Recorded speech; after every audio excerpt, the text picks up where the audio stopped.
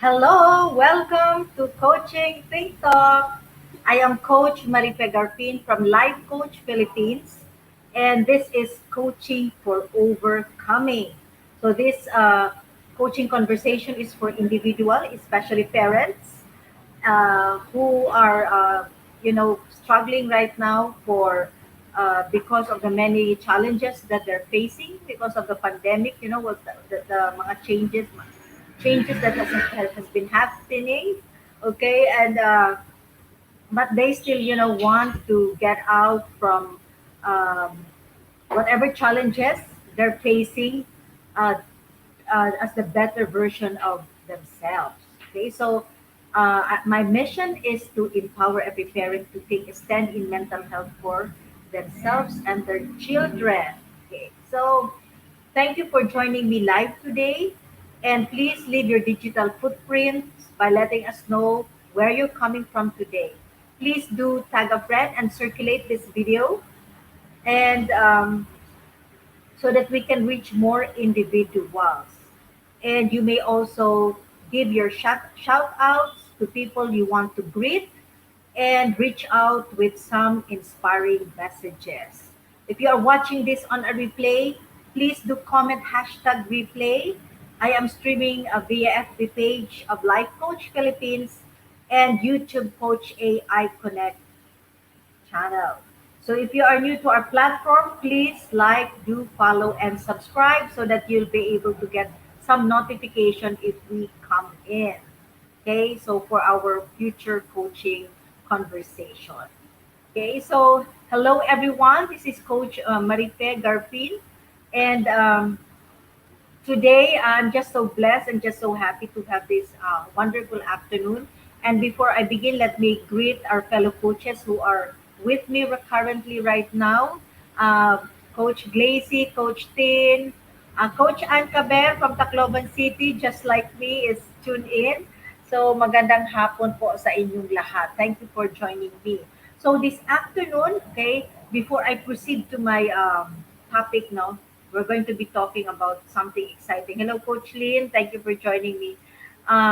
Let me further introduce myself. I am, uh, uh, as I've said, Coach Marife Garfin, no? And I am a scholar to Master Coach A's Six Steps to a Six-Figure Public Speaking Career Training. And we just had our um, live class last night, and it was just like really so exciting. I'm also a Master Builder Apprentice to Master Coach's Master Builder Apprenticeship Program, and we build a tribe as we help your unstoppable dream come true. Hello, Coach Joanna. Thank you for joining me. And I am also, you may also find me in the Health and Wellness Coaching Center page. This is the center that I operate. I am a mom of three of young adults. I am a wife, and I'm also an entrepreneur. Though by background, I'm a registered nurse with 22 years of hospital experience. I've shifted myself to entrepreneurship now, and I am operating Health and Wellness Coaching Center, which seeks to help facilitate individual overcoming ranging from weight management to mental health and mental fitness. So you can find me here in this Facebook page. You can also, I am also the founder and the creator of my nth attempt to parenthood, which I will be inviting you to come in a while. So this is a coaching community that seeks to empower, as I said, every parent to take a stand in mental health for themselves and their children. I'm also the creator and founder of Health and Wellness Coaching Community, which has been running for over like 3 or 4 years now. Um, this is a group for my all my clients who have been with me for over 5 years now while I was doing personal wellness coaching. And you can also find me in Life Coach Marife Garfin. This is my coaching page. And all my talks, all my videos about mental health and how we're going to really like keep our mental health, at a level really where we can excel and become better is found in this page. Okay, so you can find me in these different platforms. Okay, so as I begin, may I invite you to like really focus, like really connect with me, like really look into the things that you're going to be learning this afternoon.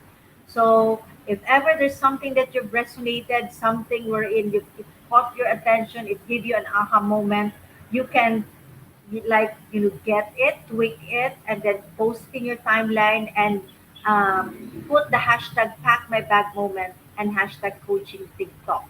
So basically, when you talk about pack my bag moment, it is something like nag-resonate ka doon and it kind of really like impacted you in a way na talagang na-open yung senses mo, na-open yung mind mo. And it's good really to put it and post it in your timeline so that you can become a blessing also to other people. And may I say that later, no, you can also share this video to your friends who may be needing some of the inputs that I'll be receiving, that I'll be giving you this afternoon. Okay.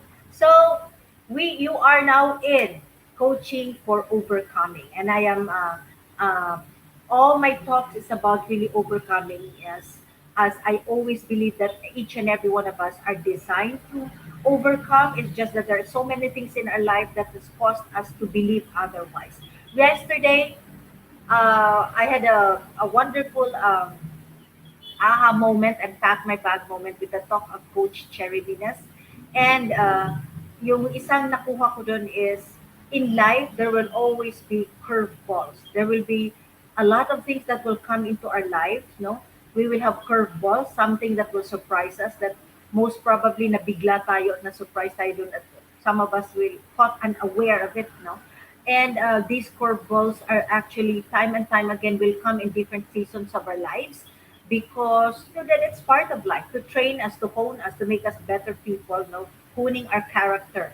So, but we need to really prepare for it in terms of our mental toughness and in terms of um, mental preparedness. Kailangan talaga and you have to be mentally tough to go through life, especially in this pandemic. And so overcoming talk is allowing you to see know that everything that will happen in our lives we can always overcome because in the first place we're created to overcome. So this morning, this afternoon, I'm going to be sharing with you about overcoming rudeness. So this is something na hindi mo if you are the one being rude, you can control it. But if it's other people, mahirap siyang gawin. And it is present in sa lahat ng bagay, no? Sa lahat, wherever you may go, you'll find people who are really rude. Okay? So parang meron sila doon, no? So sabi nga dyan sa picture no sa slide, very rude. Okay? So pinagana very rude talaga. So what is really rudeness, no? Ano nga ba yung being rude or rudeness? Okay, so rude is being offensively impolite or ill-mannered. Okay, so ill-mannered. So when you talk about ill-mannered, not behaving well in social situation. So may mga norms to, may mga norms doon, no? Tapos hindi ka nagpaswak doon. So it is the one that expected that hindi mo ginagawa. So you're being rude. So it is also called, another term for rudeness is incivility. Yes, Coach Glacy, cute. Pinakute lang si very rude. So another term for rudeness is incivility or you're not civil. Okay? It means unsociable speech or behavior. Sorry, mayroon tayong typographical error dyan. So, unsociable speech or behavior. So, yun ang ibig sabihin ng rudeness or being rude. Okay? So, rudeness perpetuates rudeness. Ibig sabihin, if you if you if you meet someone who's rude or you become rude, definitely babanggain din siya ng pagiging rude. You also receive the same reaction, the same behavior, the same emotion. And also, people who are rude can actually trigger you to be rude. Okay? So, what instances in your life wherein you have encountered rudeness? So, ano yung naging emotion mo in the situation that you were in?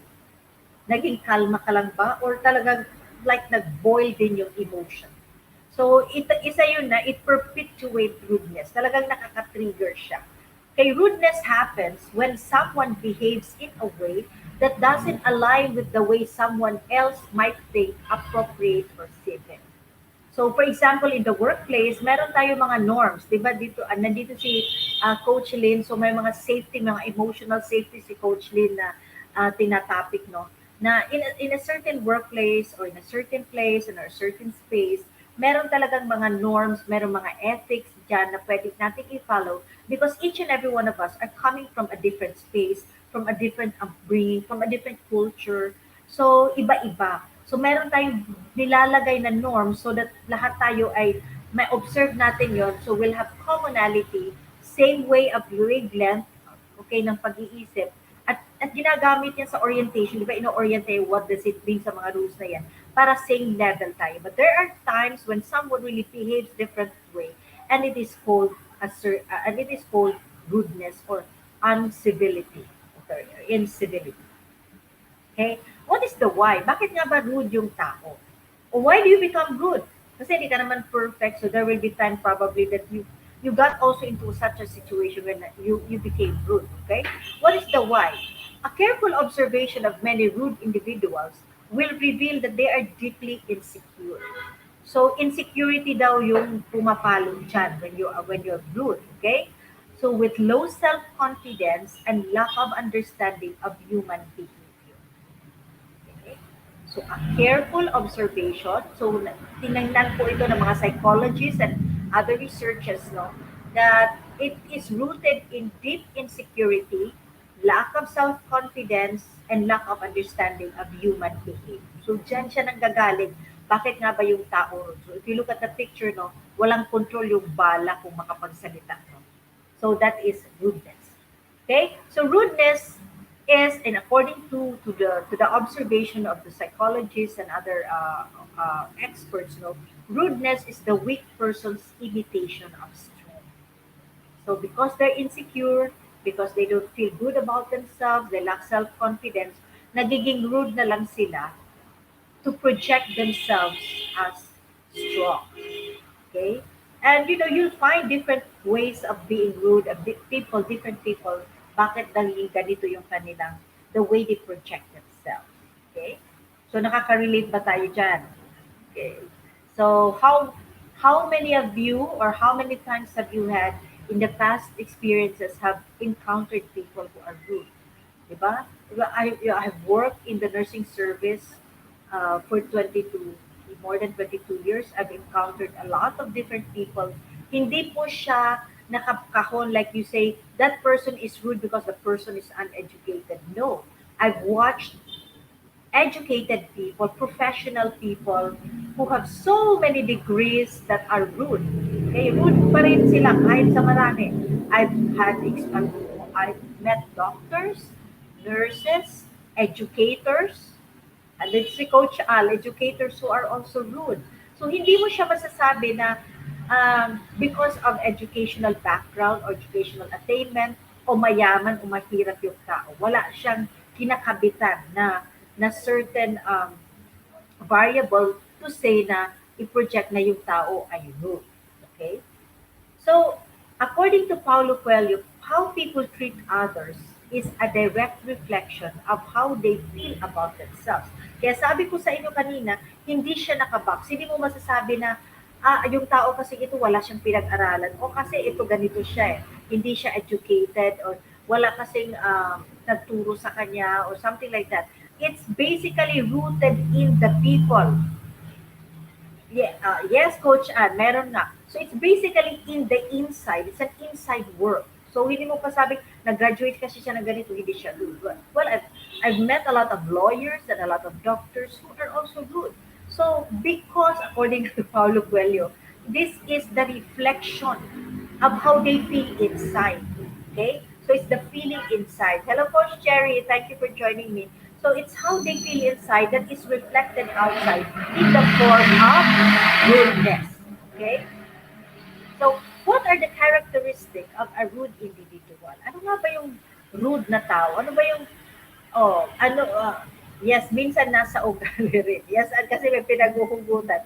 So, characteristic of a rude individual, una, is acting inconsiderate. Acting inconsiderate. So, I don't know if you've observed in a certain like in your workplace, there would be meron sinasabi, dapat dito itong area na ito is for this only. Or pumila ka. Ito na, di ba, may pilahan. May pila, no? Some of them, hindi talaga sila pipila. gusto nila mauna at galit sila kasi nagmamadali sila, di ba? So, meron nakalagay doon, okay. Like ngayon nga, wear your mask where ayaw maglagay. So, it's acting inconsiderate kasi nga yung ibang tao, tinatapakan na nila.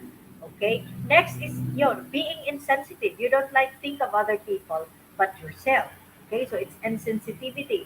So, for example, no, you're the last person to use the classic example for husband and wife, no? Like yung sa CR, yung mga babae, we like the toilet seat. Pag gumagamit yung lalaki, the toilet seat should be up. Okay? Kasi nga, mauupo tayo and there will be some splatter in the toilet seat. Di ba? Pero minsan, hindi tinataas yung toilet seat. Or minsan, like if you're in a mall, nakalagay no, wag kang, there's something na, wag kang tutungtong. Okay, you don't doon sa toilet seat kasi nga may gagamit na sunod. But you'll see footmarks, di ba, footmarks in the shoe marks in the toilet seat, di ba? Dapat sana ah, hindi sila tumutungtong doon kasi nga inuupuan yung toilet seat. Minsan you'd see in the different malls, different institution, yung mga CR may nakalagay, please don't throw your tissues and napkins there's at basurahan para hindi pa-clog. But they would do that. So it's insensitivity. So you're not really like thinking of other people. Next is deliberately offensive. Gusto mo lang talagang mang-inis ng tao. Like you just want to say it. I remember going on a duty, no? Tapos alam mo na night shift yung 11 to 7 shift ay uuwi. So you must come like 30 minutes before. We always say this to the nurses, para makapag-indoors, para at 7 o'clock, makauwi na sila kasi nga they're tired. But some people would come in late and will just be angry pag tinawag na late. Okay? So deliberately offensive. Next is impolite. Okay? Ayaw mag-excuse. Okay, may nag-uusap pa, bara-bara lang. Okay? So yung mga ganon. Okay? So a little example lang naman. I'm sure you have some experiences of, of encountering rude individuals. And of course, itong sinasabi nilang fox pass, ito yung, I don't know how you pronounce, I think this is a French word. Ito yung like, suddenly, nauulit-ulit yung like you made a mistake, tas inuulit-ulit. Nauulit at hindi niya nakakalimutan. Okay, so napapahiya ka in front of people. Suddenly, there's a blurt out. There's a blurt out of recollection of something happened in a certain group na napapahiya ka. Next is obscenity. Of course, you've been hearing a lot of people who like, wanna just display themselves. So it's being rude, no? I think it's not common here in the Philippines, but in the US, no, kahit sa mga park, sa mga mall, if they want to show affection, talagang they'll just express themselves. So, pag hindi ka coming from a different culture, you find it rude, okay? Next is profanity. Ito yung mga you speak a lot of, mga F, mga P word, mga Y word. Okay, dito sa Tacloban, no, may Y word kami. So profanity. Okay, mga pangit na mga salita. Okay, at mga pangit na expression. Violating taboos. Okay, or deviancy. Ito na. So lahat ng tao papunta doon, ikaw pakataliwas. But of course, this is connoting the negative, no? The negative things, like you're really out, like ito yung rules, ayaw mo talagang sundin. Okay, so violating taboos. So what are the statistics? Anong ibig sabihin? Ilang tao ba yung, defined, affected, and who meet people who are rude? Okay? So, in the 2012 poll, 1,000 American adults were asked, and they believe that incivility is a major problem. It's a major problem, yung incivility. I do believe maybe because in the culture of the Americans, okay, pag sinabi mong pila, pila yan. Pag sinabi mong you come on time talaga yan. Eh tayong Filipino, pag sinabing 1 o'clock, 1:30 tayo pupunta. Kasi ayaw nating maghintay, di ba? So lahat naghihintay yan, 1:30 hanggang 2 o'clock. That's why they say if you wanna meet up with a friend at 1 o'clock, sabihin mo 12:30. Okay, nagiging culture na natin ito. Hello, Coach Mao. So thank you for joining me. So ito, so very major yung incivility or being rudeness is something that is being seen by other people, especially with the Americans. Kasi nga yung culture nila, you have to really like very literal. Like so sinabing park dito, park ka talaga. Isabing parallel, parallel talaga yan. Dito sa atin may mga rason pa, sumisingit pa, di ba? So wala yun. And then in the US, pag pedestrian lane, they will yield. They will yield to pedestrian. Halimbawa may magko-cross, kahit malayo pa, they will really stop. They'll stop for you kahit walang spotlight. Stoplight, sorry, not spotlight, stoplight. So they do that because it's very big on them sa culture nila. Okay, so this is a research from Weber, Shadwick, Powell, Tech. Itong sinabi nila in 2012, American people believe incivility is a major problem. 93 Americans identify incivility as a problem. So kung i-percentage mo yan siya. Okay, so what are the impact? Okay, what are the impact of rudeness or incivility? Ano nga ba yung impact nun? What's the effect of it? Okay? So, una is there's decreased commitment. So, nandito si Coach Lin, no, yung emotional safety natin, no? When a person is rude to you, or if your boss is rude to you, there is decrease in commitment. This is from Pearson and Porat, no, na study. Then there's negative emotion that, di ba kanina sinabi natin, it perpetuates. So, pag rude, pag ikaw ay naging rude, it will also like trigger other things, other people to be rude. Negative emotions, reduce performance or creative tasks. Nakakapag-reduce siya ng performance or creativity when the person experiences when there's rudeness in the air, lalo na sa office, no? 12% of people left their job because of rudeness. 25% take their frustration out on customers. So, grabe yung impact, no? So, kung ikaw ay boss, especially if you're an entrepreneur, you're being rude to your employees, imagine, look at that, 25% says they take their frustration out on the customer. So imagine they become rude to your customers. So pag-isipan mo bago ka maging rude kasi nga yung tao mo magiging rude dun sa customer mo. Mababa yung numbers mo, bababa yung sales mo. Okay, 65% lost work time avoiding the offender. So instead na magtrabaho siya, dahil gusto niyang i-avoid yung rude person, 65% is lost. Nako, yung productivity nito affected because iniiwasan niya yung rude na tao. So, rudeness instigate. Ito, sabi ni Dr. Michael Litter sa kanyang study, rudeness instigate a self-perpetuating cycle of negative behavior. So, you're just being rude, pero marami siyang kakabit. Okay, it's a cycle of negative behavior. Okay, hampering productivity, happiness, and health. So, di ba? Like, siguro kung you're being rude to someone, takot sila sa'yo, probably they will not also eat. Hindi sila kakain dyan sa harap mo, ayaw nilang makisama. They'll just be really like, yung action nila talaga counted kasi they're afraid because, na-experience na nila yung magiging rude. And this is very true. This is very true because when I was still working in the hospital, pag merong rude na doctor, sasabihin ng nurse, nandito na si doktora, alis kami kaagad yan. Walang tao. Walang tao sa nurse's station. So nakalilisan, saan ang mga tao? Nagtatago lahat. Kasi nga, this doctor is noted to be rude. I don't know if you've experienced that in your workplace. Pero di ba, ayaw mo makausap, ayaw makikita. Naku, ikaw na naman yung makikita. So, you've known na yung taong na ito ay rude, kaya aalis talaga. So, there's many things. So, marami ang affected sa workplace because of rudeness. Konti lang to, we don't really talk much about it. Hindi natin masyadong pinag-iisipan, no? Except kung nandyan na, we encounter it. Because it will really make you feel bad. Okay? So, what is the impact of rudeness at home? Ano naman yung nangyayari pag sa bahay? Rude yung nanay, rude yung tatay, everybody is rude in the house. Okay, now, we have to understand that there is such a thing as family burnout. Nowadays, a study has been conducted in latest 2020 that because of the pandemic, people lost their job, people are transitioning, okay? Many lost their job. Okay lang kung nag-transition ka from workplace to home. Okay, home base ka na pag-work. Pero what if you lost your job, you're transitioning, there's so many, because of what's happening with the pandemic, tumaas po yung family burnout.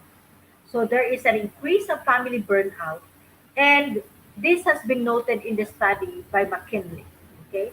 Tumataas siya. So everybody is in the house, adjusting, nandyan ka, nagtatrabaho, yung anak mo, nag-aaral, mayroon siyang space. So everybody is really like all at the same time adjusting. And if you're also a mom, you're a parent, nag-a-adjust ka rin kasi lahat sila nandyan, lahat igagrapo po, may work pa, magluluto ka, nandyan sila, the demands, everything. So family burnout is, according to study, is already increasing. So it's happening. So there are three manifestations of family burnout. Yung una nito is physical and emotional fatigue. Kasi nga you're adjusting. You have to remember in every change, stress comes in. Kasi magkaibigan yan sila, magpinsan yan sila. So pagpasok ng change, stress papasok din. So there is physical and emotional fatigue nowadays because of the pandemic. Next, there's inability to manage tasks. Nag-a-adjust po yung tao. Okay? Kasi nga, nagtatrabaho ka, tapos nasa bahay ka. So there's a different, like it's a different time zone. Okay? So there's an inability to manage tasks. And what happened, there's quick to anger that can result to a series of behavior characterized by family incivility or rudeness in the house. Okay? So, I remember a client told me, no, na, bakit mainit lahat yung, lumalis ako po sa bahay. Lumalis ako sa bahay kasi mainit yung ulo nila. Like everybody seems to be fighting, shouting. Okay, so ito nakikita na natin the impact of COVID-19. There's quick to anger that can result to series of behavior characterized characterized by family incivility. So bahay, walang consideration na everybody seems to be shouting, bakit hindi mo tinapon yan? Bakit ganyan? And everybody's blaming, trabaho mo yan, sa'yo yan, ganyan. So everybody's there. So everybody mainit yung ulo. Okay? So rudeness at home can cause a lot of stress. Incivility can cause stress, okay, to each and every one of the family members that will affect their mental health. Okay? So what are the tips to deal with rudeness? Paano nga natin i-fair? Paano tayo hindi maging rude, no? Okay? Paano tayo hindi maging rude na dito sa bahay, na dito tayo rubbing shoulder with each other, no? Okay na lang sa workplace to kasi aalis ka naman. But remember, 24/7 nasa bahay ka ngayon because of pandemic. How do we deal with rudeness? Okay? First is, okay, pumasok siya lahat, okay? Show empathy and sympathy. So, we have defined kanina galing siya sa loob. There's something going on with the person. So, you have to empathize kasi nag-a-adjust siya, nagta-transition. Well, lahat kayo nagta-transition at nag-a-adjust. So, you have to understand na kung nag-a-adjust ka, nagta-transition ka, at dito si transition coach Juana, nagta-transition din siya, nag-a-adjust din siya. So, show empathy and sympathy. Second, have a conversation with the person. So if the person like curtly answered you, shout back at you, iba yung tone niya, yung anak mo, yung asawa mo, or anyone in the family member, no? Have a conversation because there might be something na hindi na-express ng tao. Then, don't give a spotlight to rudeness. Minsan kasi pag it happened, no, binabalikan natin, tapos pinag-uusapan natin yun. Ako kasi yung anak ko ganyan. Kinikwento. Or something happened in the rudeness happened to you, tapos hindi mo na siya mawala sa isip mo, tapos nire-relay mo over and over again to someone. Nachichismis na siya. So what happened? Tapos na yung incident, ikaw nandun pa rin sa state na yon. And because rudeness is negative and it perpetuates rudeness, na-experience mo rin. So pumapangit din yung ugali mo. You're becoming rude also. Kasi nire-relieve mo, nilalagay mo yung spotlight doon. And most especially if you're a mom, if you're a parent, you cannot put spotlight to the rudeness of your children. Hindi mo pwede yung pabalik-balikin na. As we always say, it is coming from a deep-seated insecurity of being unconfident, no? Low self-confidence. So, kailangan natin kausapin at wag nang natin ibalik-balik yun para hindi na siya maulit-ulit because it becomes a cycle. And then, of course, definitely, kung hindi yan sa bahay, yung sa workplace, yung in the community, avoid the rude person. Kasi nga it perpetuates. So, i-avoid nyo na lang. Kung hindi nyo ma-handle, makausap nyo, tapos parang ikaw ay parang gusto mo na lang sapakin, di ba? You become rude also, nag-shout ka na rin. Don't, the next time around, avoid the person kasi hindi mo ma-handle. Hindi mo ma-handle yung situation, hindi mo ma-handle yung rudeness niya. So, avoid. Okay, wag mo nang ilagay yung sarili mo sa space na yan. So, I remember Coach Lin was saying about setting up your boundaries. So, kung ganyan siya at hindi nakausap mo na siya at hindi pa rin niya ma-deal with yan, either you refer the person to a life coach, probably kung makinig siya sa'yo. If not, then get him out of your space. Do away with him. Huwag ka munang i-avoid mo muna siya so that it will not rub off on you. And of course, definitely offer extra kindness. Okay, offer extra kindness to the person. Talagang sinasabi natin may pinagdadaanan. I do remember, I remember, in the hospital, mataas kasi yung stress level dyan. And even in the operating room, we'll have beautiful, may mga music kami yan to calm the doctors. And there are times when the doctor is coming not from a space of, of hindi maganda yung sense of, of sa sarili niya. And then here comes a toxic case, like life and death situation, tas prolong na masyado yung OR, you know, and it triggers rudeness. They can just, pwedeng ibato yung instrument, pwede kanyang sigawan, and pwede kang niyang murahin. And may mga panahon na I've experienced a doctor na sinisipa niya yung table, mga ganon. Because na meron mga pinagdadaanan. So offer extra kindness. Uh, don't take it personally. Because a lot of times you become the SpongeBob. Especially for the nurses, no? We became the SpongeBob. You become the SpongeBob of an emotion, of a pent-up emotion na hindi nalalabas. So offer extra kindness to the person. Okay? So, you have to remember when they hurled their insults, ito yung something na inilip ko sa inyo, no? Na just like Jesus Christ, no, when he was insulted, when people will rude to him, the ultimate rudeness na talaga yung na-experience na, he did not retaliate. Can you remember the Passion of Christ? And can you remember the scene of Pontius Pilate na tinatanong, who are you? Who are you? Di ba hindi siya nagsasalita? They say you're the king of the Jew. So it was very sarcastically spoken. So na-imagine you yung scene na yun. No? But he was insulted. He was really like put in a lower level, but he did not retaliate. When he suffered, he made no threats. Instead, he entrusted himself to him who judges justly. So there will be instances in your life, in the workplace, or even anywhere you may be. If you're one person who can resonate with this, can like a lot of people, even family members, no, our family members can be rude to us and can hurl insult to us. No, you remember that you can just get out from it and never mimic and never mirror the emotion, never mirror the words that have been spoken to you because there's something just. There's someone who judge justly. Okay, so take yourself out from it. Never mimic the same thing. Okay, so that para ma-stop yung cycle, and you will not also be infected by negativity. So if you're a person, no, na-experience mo yan, yung rudeness and incivility in the workplace. Love does not behave rudely, does not seek its own, it's not provoked, it thinks no evil. So it's in 1 Corinthians 13:5. And you'd say, mahirap naman yun, coach. Like, the person is being rude day in, day out. Napapagod na ako sa kanya.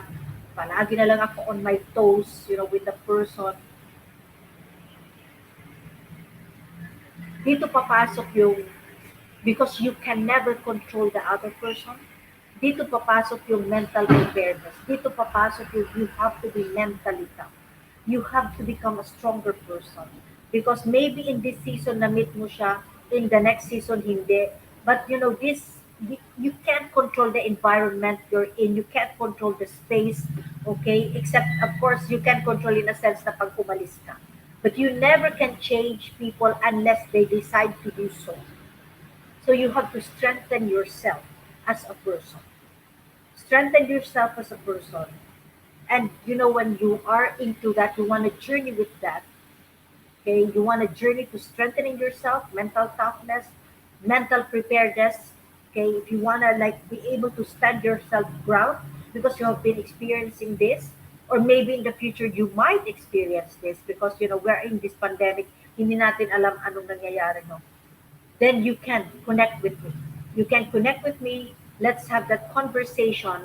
Let's have that conversation. How we can toughen you up, how we can strengthen you, how you can be mentally tough, how can you mentally prepare.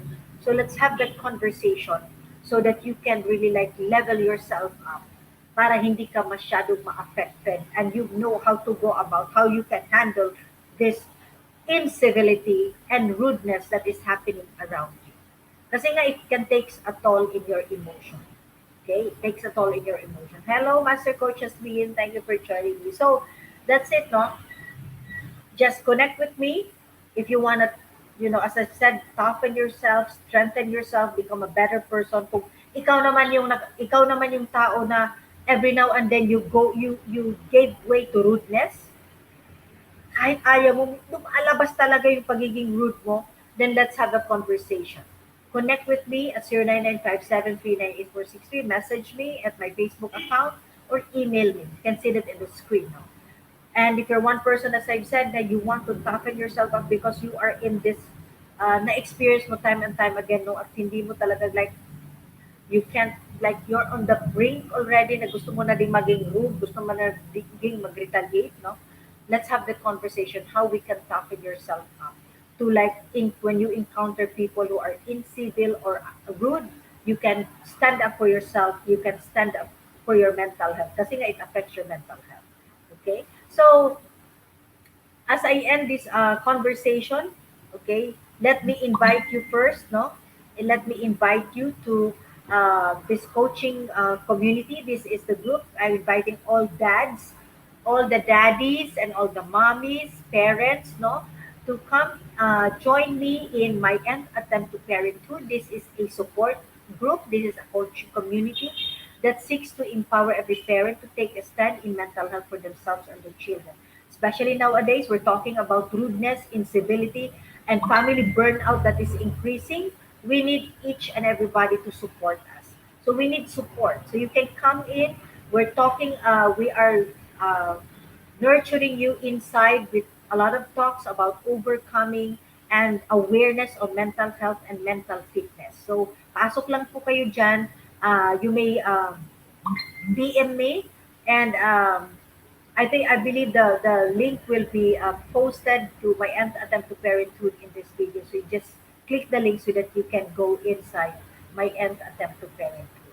And then, of course, currently we are running the Master Builder Apprentice. There are 13 of us who are running different challenges, 5-day challenge. We are on our third day today. So I'm running Creative Parenting Challenge.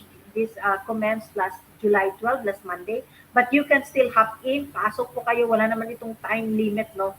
If you wanna catch up with this, today yung ating Creative Parenting Challenge is the Techie Connection. So you have to talk to your child, look for an app together in Facebook, no, may mga app dyan of whatever app is a game app or painting app, drawing app, and you do it both together. You ask your son to or child to go about it, and then ipa-explain mo sa kanya, then tanungin mo, paturo ka sa kanya kasi mga tech na yung mga anak natin. So you can foster and bond together, no? Kasi alam ko mas magaling yung mga anak natin kaysa sa atin ngayon. So it's a point wherein you can connect and you can discuss your a common ground kasi mga techie na sila ngayon. So it's the third day. So catch up with the different video, with the different FB lives that I got into this if you want to hop in. Maganda po ito. Kahapon we have easy meal prep time where kayong dalawa ay magluluto or mag-order kayo and you put in the food in a good presentation tapos picturean nyo together. Okay, so maganda po ito. Creative Parenting Challenge. So join po kayo. And then, of course, I've been running this. This is how do you call it? I do this on a one-on-one, on a group coaching, and if fathers comes to me, ginagawa ko po ito kahit on one-on-one. So what matters, understanding your kids. This is actually a coaching workshop. And you come out in here in what matters. We talk about you understanding yourself as a parent, you understanding your child, the uniqueness of your child. I talk about generational gap and how it affects the family. And then you will come out in this workshop, in this workshop with a ready steps, a step that you can take, okay, so that you can create a home ecology where you can bond, connect, and that you can protect the mental health of your child. So this is a beautiful program because I have undergone this program together with my kids. And many of you know that two of my kids are clinically diagnosed with depression. And we are now in the journey of healing because of this program. Okay, next is Journey to Courageous Living Amidst Mental Health Challenges. I have three. Okay, dalawa po isa na pumasok na dito na client into mental and into this program. One is coming in and another two is coming in. So this is a to courageous living amidst mental health challenges. So hop in po kayo, message me if you want to know about it, you want to know the details, you can contact me, PM me, message me so I can explain it to you. And of course, let me invite to what we're doing as an organization uh, of professional certified life coaches. And you see in the screen the Be Learning e-card. So I'm inviting you to join and be part of the Be Learning Society, the Be Learning Journey for Living Smarter with monthly perks. Okay. So last May, Master Coach A launched the Be Learning Society, which I'm a part of. Kasama po ako doon. The tent maker of Be Learning Home for Mental Fitness and Decaf Coffee Republic is hosting the Be Learning e-card that unlocks opportunities to smarter living with monthly perks. So ano po yung mga perks natin? Una, there is a 5% discount for food and beverage from Decaf Coffee Republic when you order. Favorite ko doon yung mga vegan meals, iba-iba po yun. And of course, the guyaba no na I wanted so much to taste. No? Pagdating ko doon, unang hanapin yan, si Coach Rog nandiyan yan, saka si Coach Izel. No? And of course, second is the mental model masterclass. So if you get the Be Learning e-card, you have the free discount of 5%, and then you are free to attend the mental model masterclass by Master Coach, which is happening every third Saturday of the month. So ngayon we have the 80-20 rule, okay, that Master Coach A, the Pareto, yeah, tama, Pareto rule, no? Na i-discuss ni Master Coach A on July 17. So it's exciting kasi nga, one good thing no that I've been learning about myself, I've been growing, I've been expanding as a person, mentally, emotionally, spiritually, because I'm attending classes. Nag-aaral po talaga ako. So I'm attending and I'm excited for this class. And of course, there's a free 90-minute coaching session. Kung magbayad po kayo separate ng coaching session, mahal din siya. So dito, free siya to have a coaching session with senior coaches from Life Coach Philippines. So, pwede po kayong get a card, hop in the class, order your favorite meal and beverage, no, and cakes and pastries in teacup, and enjoy growing and learning together with us. Okay, so for this month, mental model masterclass, we have here the 80-20 mental model mastery. So I'm excited for this one. Okay, so the 80-20 rule and discover how you can apply this in almost every area of your life and accelerate your success. Whatever you may be doing right now that you want to be successful with, parenthood, business, whatever it is that you are wanting to really be successful, you can hop in, join us in this mental model mastery of the 80-20 rule. So for individuals who wanted to embark on becoming a certified life coach, no, join us in this co-actively co-create. No, Master Coaching offers the co-actively co-create life coach certification program.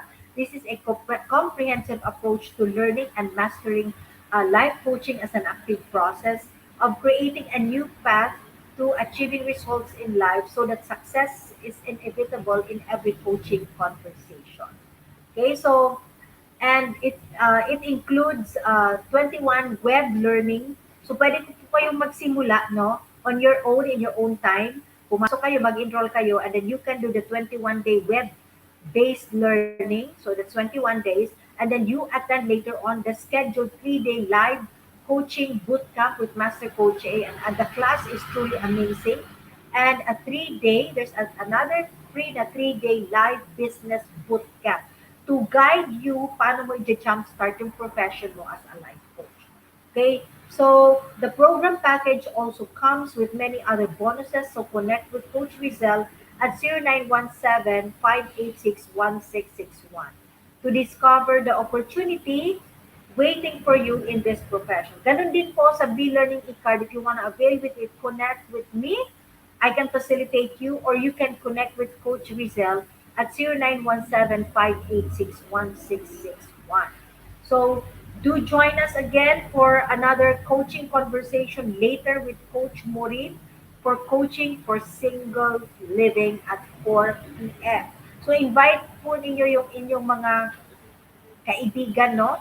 Yung mga kaibigan po niyo, yung mga single. So they'll be excited. It's going to be a wonderful conversation exclusively for the singles this afternoon at 4 p.m. with Coach Maureen. So eto po lahat kami. These are the coaches no, of Life Coach Philippines who are doing the coaching Think Talk. And we are doing coaching Think Talk every 10 a.m., 2 p.m. and 4 p.m.